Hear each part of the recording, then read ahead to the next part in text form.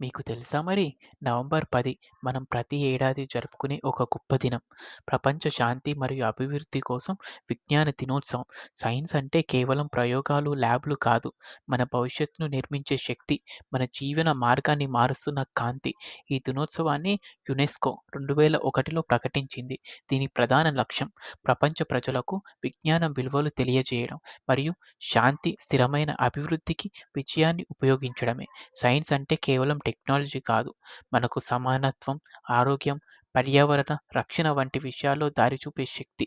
ప్రతి సంవత్సరం ఈరోజు ఒక ప్రత్యేకమైన థీమ్‌తో జరుపుకుంటారు. 2025లో theme building trust in science for a better future.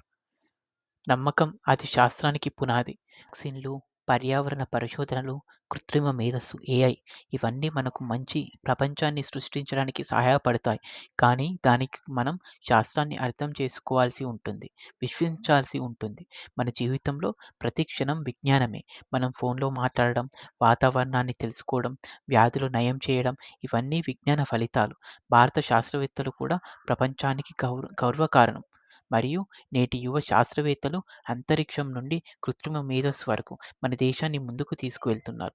విజ్ఞానం కేవలం టెక్నాలజీ కాదు, అది శాంతి సాధనము. ప్రతి పరిశోధన మనకు ఒక సందేశం చెబుతుంది.